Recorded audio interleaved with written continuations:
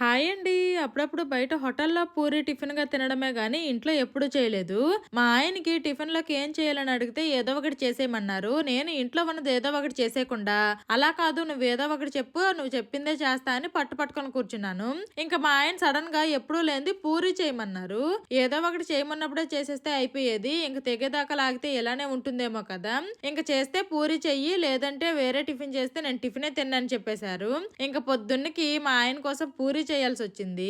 పూరి చేయమన్నారని పూరి ఒక్కటే చేస్తే అవ్వదు కదా! మరి దానికి కాంబినేషన్‌గా ఏదో ఒకటి చేయాలి. అందుకే బొంబాయి చట్నీ కూడా చేశాను. నాకు టిఫిన్‌లన్నింటికంటేను పూరి అంటే చాలా ఇష్టము. కానీ పొద్దున్నకి ఆయిల్ ఫుడ్ అయిపోద్దని నేను పెద్దగా తినను. చాలా తక్కువ తింటాననమాట. మరి మీకు టిఫిన్‌లన్నింట్లోనూ మీ ఫేవరెట్ టిఫిన్ ఏంటనేది కామెంట్ చేయండి. ఫస్ట్ టైం పూరి చేసినా సరే భలే పొంగాయి. పూరి, బొంబాయి చట్నీ కాంబినేషను చాలా బావుందని మా ఆయన చెప్పారు. నాకు కూడా చాలా నచ్చింది. Bye bye.